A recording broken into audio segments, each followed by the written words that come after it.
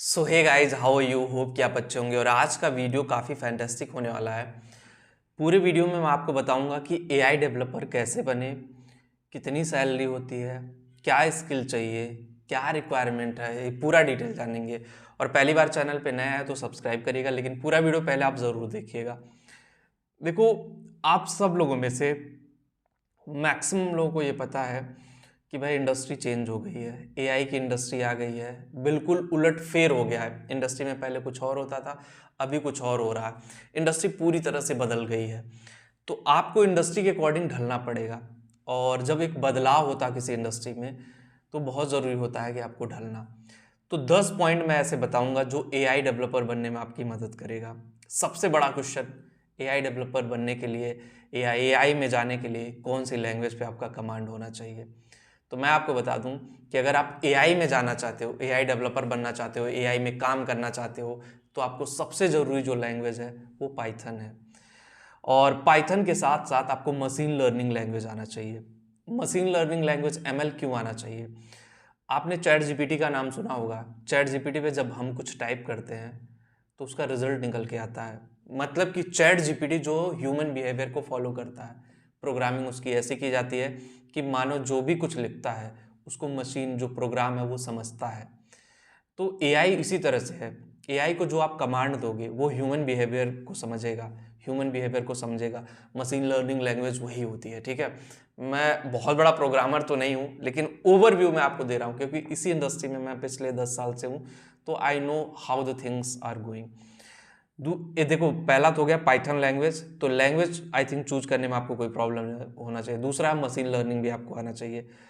तीसरा है deep learning, natural network, deep neutral network है, सीएनएन है, फ्रेमवर्क जैसे टेंस्को फ्लो है, पाई पायरोक है। ऐसे बहुत सारे प्लेटफॉर्म है जो एआई से रिलेटेड वर्क करते हैं। तो डीप लर्निंग आपको आना चाहिए। नेचुरल लैंग्वेज प्रोसेसिंग, एनएलपी जो है, ये भी आपको आना चाहिए। NLP one of the major part है एआई डेवलपमेंट का। एनएलपी आना चाहिए। डेटा एनालिटिक का भी पार्ट आपको आना चाहिए। डेटा एनालिटिक का पार्ट मतलब डेटा विजुअलाइजेशन, कि भाई जिस डेटा पे आप काम कर रहे हो, जो कमांड दे रहे हो, कौन सा डेटा, कौन सा एज ग्रुप, कौन से ऑडियंस, कौन से लोग हैं जो उस डेटा पे काम करेंगे, कौन से ऐसे लोग हैं जो उस डेटा पे आगे बढ़ेंगे, कौन से लोग हैं जो उस डेटा को लेकर के आगे जाएंगे। उसके अलावा 6 है बिग डेटा टेक्नोलॉजी।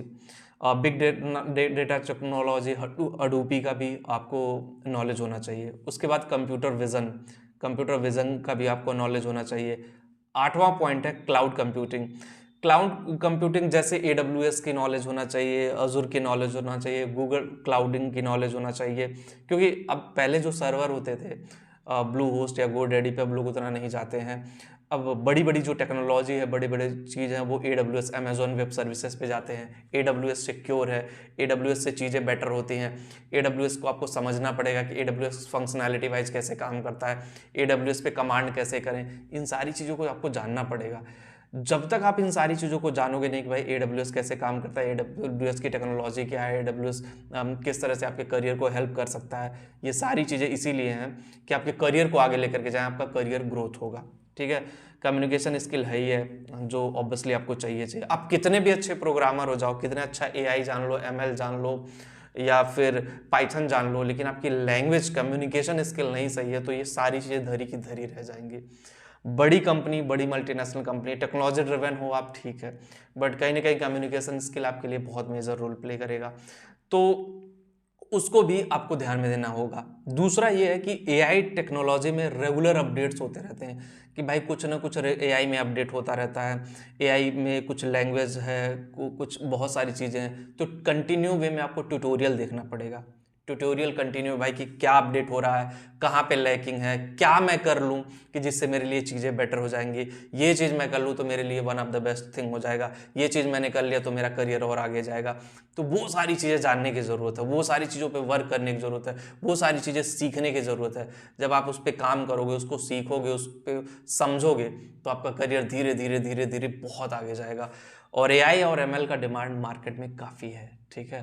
मैं आपको पहले ही बोल दे रहा हूँ, पाइथन थोड़ी सी टफ लैंग्वेज है, पाइथन सबके बस की भी नहीं होती है, ठीक है। लेकिन हाँ, बहुत सारे ऐसे लोगों को मैंने देखा कि जो जीरो से उठ करके उस लेवल तक गए हैं, चीज़ें उनके लिए बहुत बेटर में काम करी है, चीज़ें उनके लिए बड़ा प्लस पॉइंट में काम किया, तो वो सारी चीज़ें समझने की ज़रूरत है और उस पर धीरे धीरे एक्शन लेने की ज़रूरत है।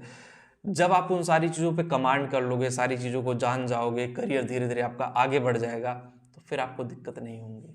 ठीक है, कोई भी परेशानी नहीं होगी। आप बस चीज़ों को ऑप्टिमाइज करो, चीज़ों को समझो और चीज़ें आपके लिए धीरे धीरे प्लस पॉइंट जनरेट करती रहेंगी।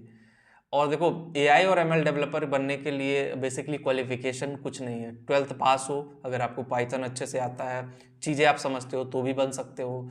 ग्रेजुएट हो, टेक्निकल में बीटेक हो, पॉलिटेक्निक हो, आईटीआई किए हो, कुछ भी किए हो, एमबीए किए हो, बीसीए किए हो, बीकॉम किए हो, टेक एंड नॉन टेक दोनों लोग आ सकते हैं। बस टेक्नोलॉजी ड्रिवन आप इंसान होना चाहिए कि भाई टेक्नोलॉजी में आपका इंटरेस्ट है, आप टेक्नोलॉजी में आना चाहते हैं, टेक्नोलॉजी में करियर बनाना चाहते हैं, तो वहाँ से चीज़ें एकदम क्लियर और ट्रांसपेरेंट हो जाएंगी आपके लिए कि हाँ भाई ये चीज़ है और इससे कोई दिक्कत नहीं होगी।